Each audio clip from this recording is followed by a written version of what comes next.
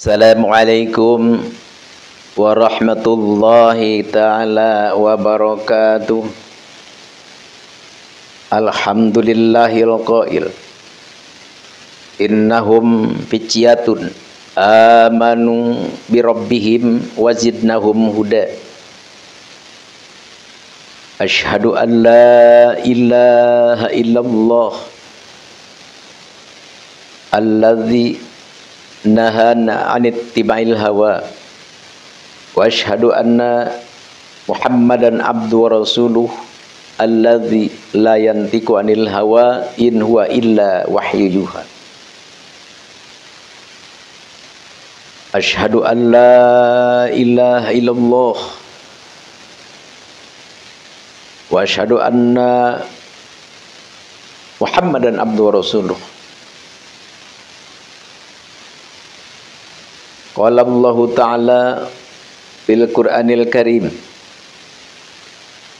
A'udzu billahi minasyaitonir rajim. Bismillahirrahmanirrahim. Ud'u ila sabili rabbika bil hikmah wal mau'izatil hasanah wajadilhum billati hiya ahsan. Al-ayah wallahu a'lam bimurad bidzalik. Wa qala an-nabiyyu sallallahu alaihi wasallam man arada dunya fa'ali bil ilmi wa man arada al-akhirata fa'ali bil ilmi wa man aradahuma fa'alihi bil ilmihima. Al-hadits. Pertama-tama marilah kita memuji dan memuja kepada Allah Azza wa Jalla, dan marilah kita bersolawat pada junjungan alam Sayyidul Kaunaini wath Tsaqalain, yakni Nabi besar Nabi Muhammad sallallahu alaihi wasallam.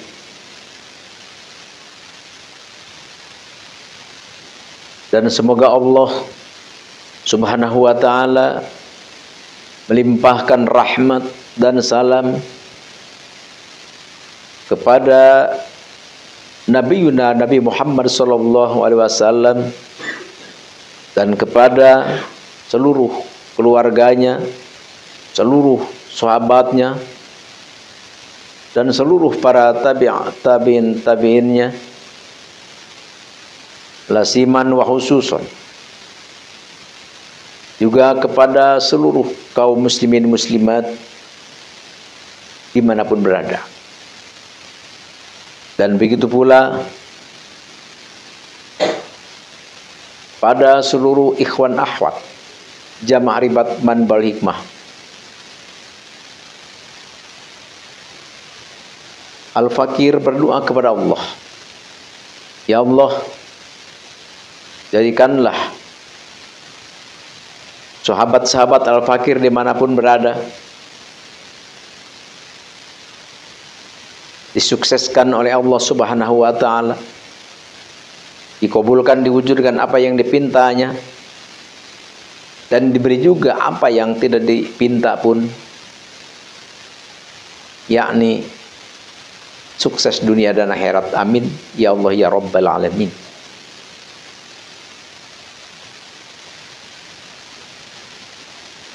Alhamdulillah, dengan izin Allah Subhanahu wa ta'ala, tentu dengan nikmat Allah Subhanahu wa ta'ala kita masih bisa berkumpul, kita masih mampu bermuajahah, dan kita pun masih aktif melaksanakan apa yang diharuskan oleh Allah dan Rasulnya. Apa? Yaitu adalah thalabul ilm. Karena thalabul ilmi ini tidak mudah. Bisanya kita kumpul di tempat ini tidak kebetulan. Tapi ini adalah giringan Allah Subhanahu wa ta'ala. Panggilan Allah Subhanahu wa ta'ala. Dan giringan malaikat rahmat. Sehingga kita bisa ada berkumpul di tempat ini. Alhamdulillahi Rabbil alamin. Sungguh sangat luar biasa. Kenapa? Karena 1 jam saja kita duduk di tempat pengajian seperti ini, maka dihancurkan oleh Allah Subhanahu wa ta'ala dosa-dosa kita. Kan ada satu hadis di dalam kitab Tangkihul Kaul. Jadi berangkatnya kita ke tempat pengajian, berniatnya kita ke tempat pengajian, bahkan diampuni dosa-dosa kita, bahkan qabla ayah tua. Ini hanya kita baru niat sebelum melangkah, dosa kita sudah diampuni oleh Allah Subhanahu wa ta'ala. Alhamdulillahi Rabbil alamin. Oleh karena itu, kita yang bisa menyimak sama dengan kita mendatangi tempat pengajian. Karena sekarang zaman digital, jadi apapun ada di saku kita. Kalau dulu kita ingin ngaji harus ke madrasah, ke masjid, ke musola, ke pesantren. Sekarang kita cukup dibuka Android kita dan kita cari channel yang kita senang, sudah kita bisa ngaji. Ya insya Allah, walaupun tidak sama seperti sama mutlak kita mendatangi, ya kita minimal sangat luar biasa, gitu. Sangat luar biasa berpahala. Karena pada intinya adalah kemaslahatan. Apa yang kita dengar, apa yang kita petik, apa yang kita terima daripada tausiah-tausiah ini dilaksanakan oleh kita. Itulah intinya. Insya Allah, amin ya Allah ya Rabbal alamin.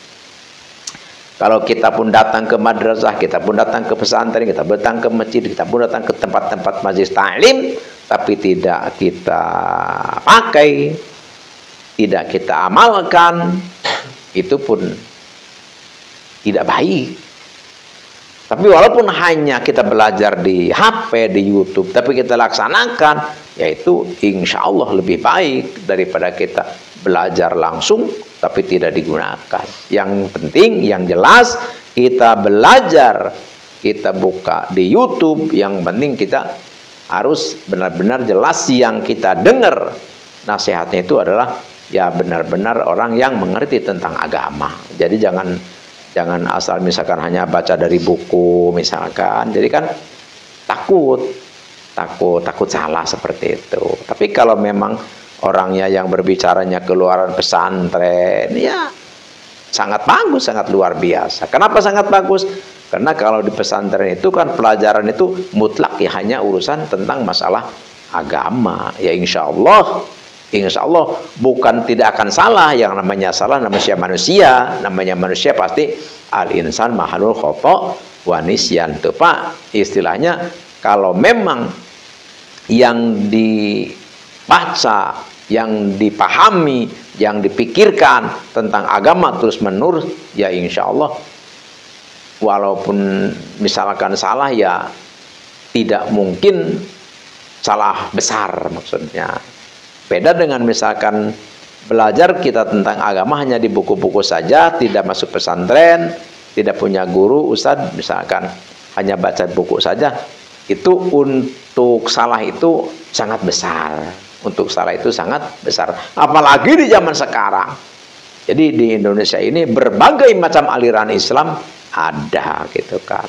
Ya kalau misalkan kita pas membaca, mendengar YouTube, video-video yang benar-benar alirannya benar, ya alhamdulillah. Tapi kalau pas kita mendengar aliran-aliran yang tidak sesuai dengan Islam-Islam di Nusantara ini, ya kita naudzubillah seperti itu. Jadi yang penting kita pilih channel-channel yang kita percayai. Pilih channel-channel yang kita yakin, oh ini bisa ngaji seperti itu. Yang lebih baiknya kita bersilaturahmi ke rumahnya.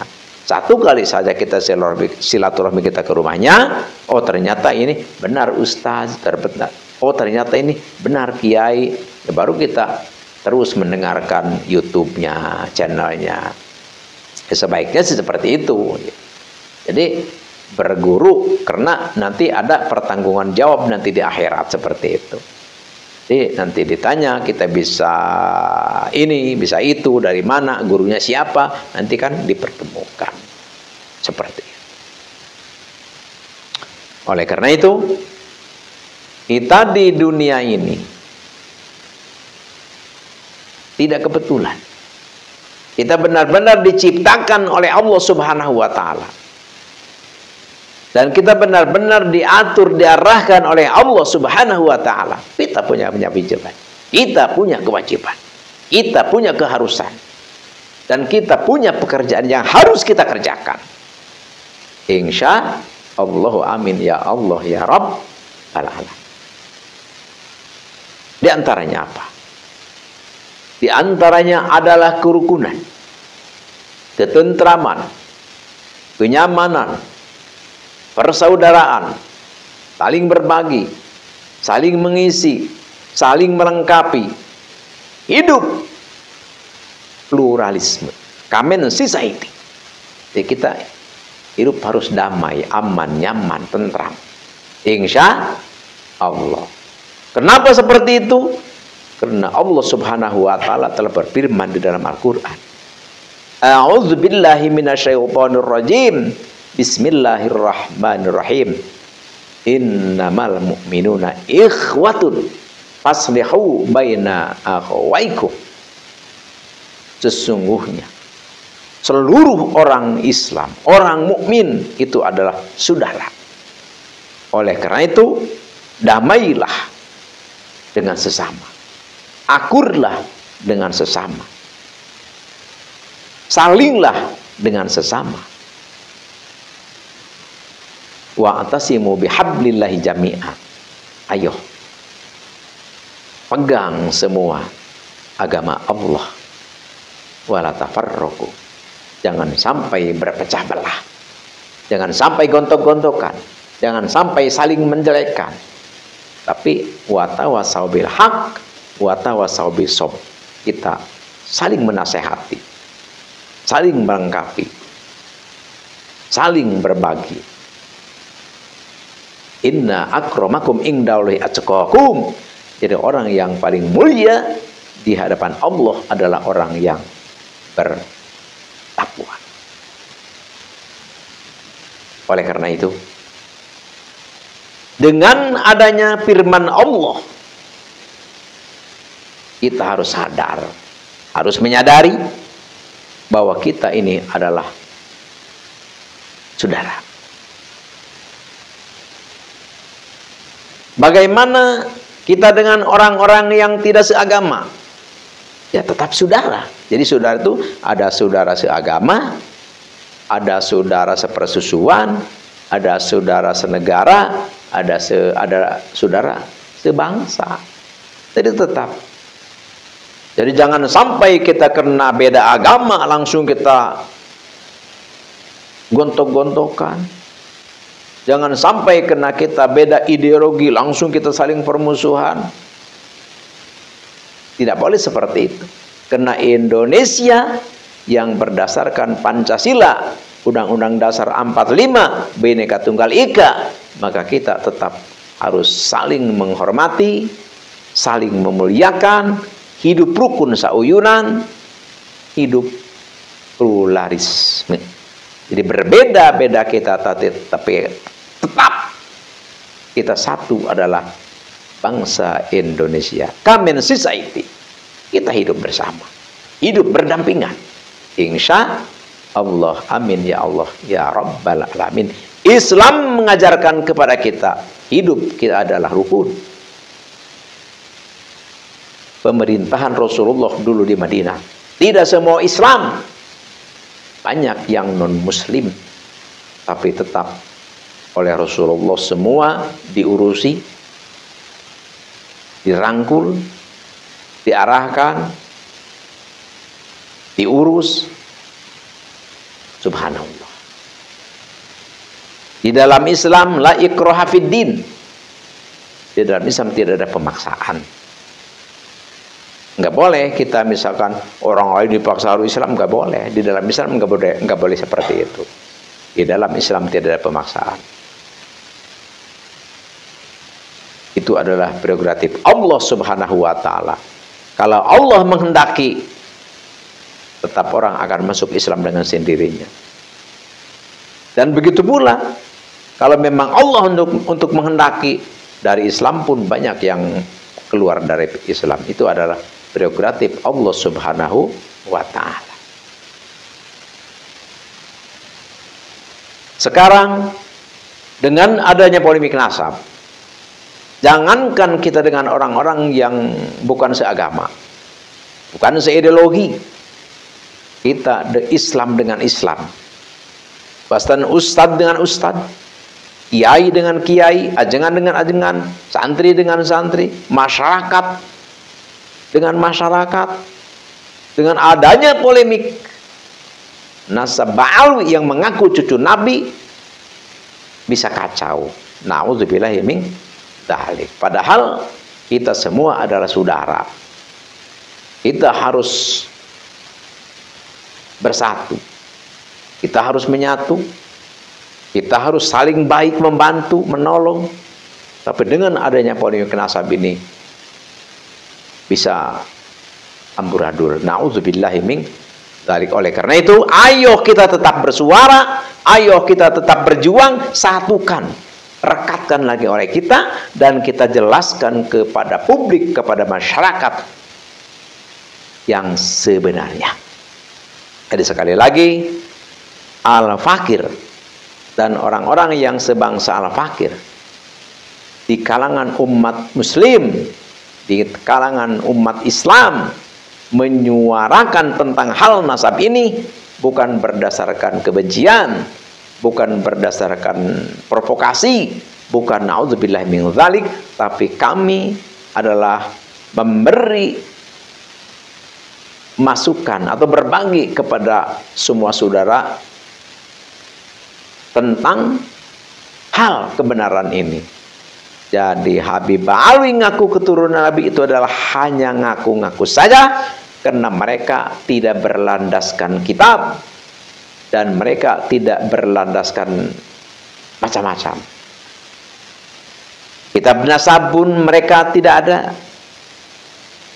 Kitab sejarah pun mereka tidak ada.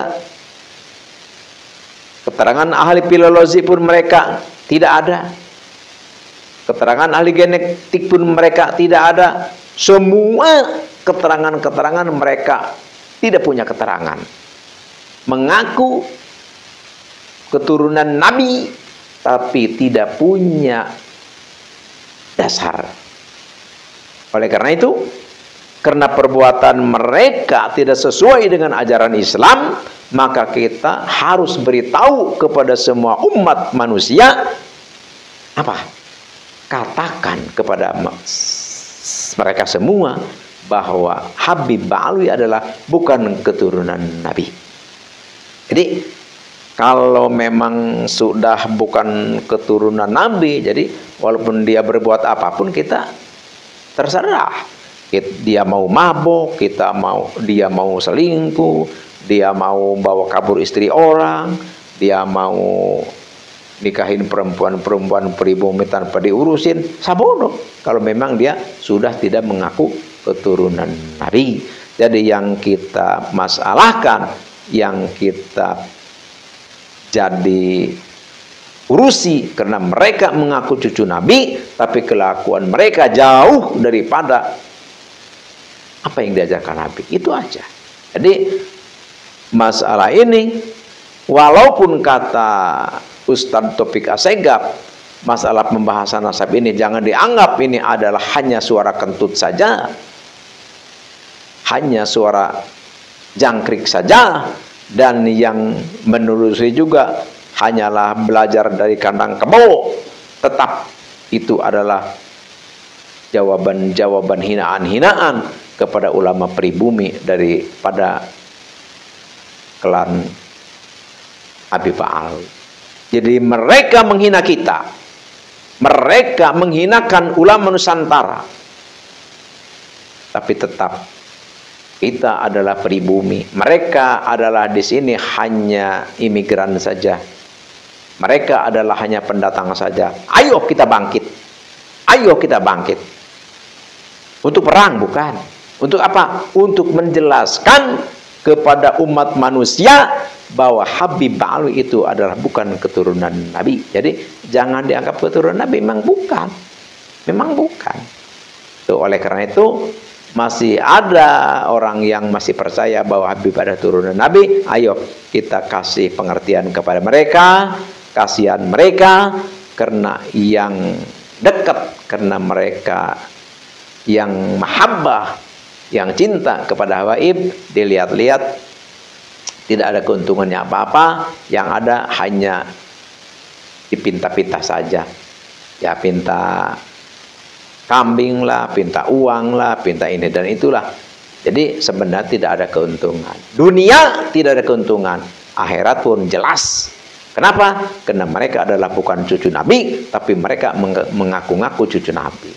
Terus kita meyakini mereka cucu Nabi, dan dia pun mengaku cucu Nabi, kita percayai itu adalah watal haku laknatullah wa rasuluh, kita dilaknat oleh Allah dan Rasulnya.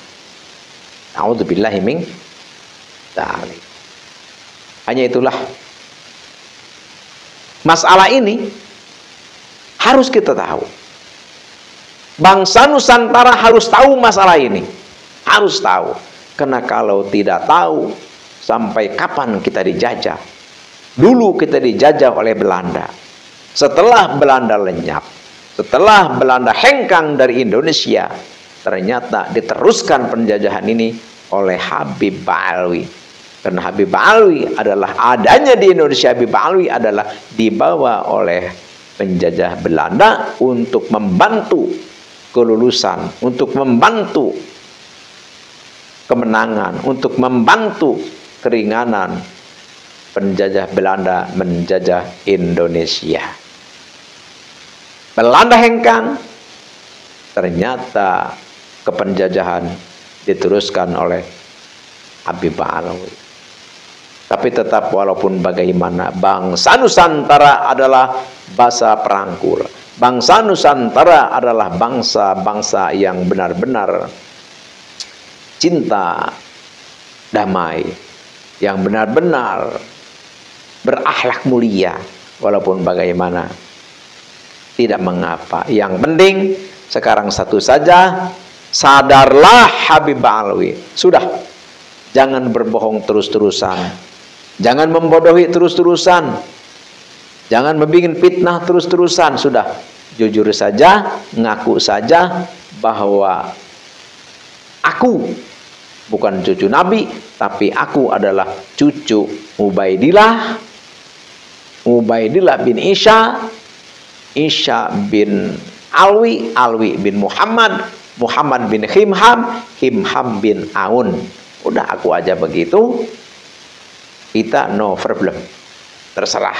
Kalau sudah mengakui dengan sebenarnya keturunan mereka, dia mau berbuat apapun kita tidak masalahkan. Jadi yang kita permasalahkan, ngaku keturunan Nabi, ngaku duriah Nabi, ngaku cucu Nabi, tapi kelakuan mereka justru mengotori kesucian Nabi.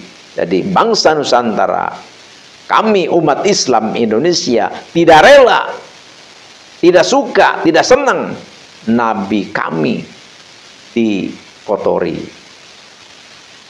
Hanya itu saja sebenarnya. Jadi masalah ini bangsa Nusantara harus tahu.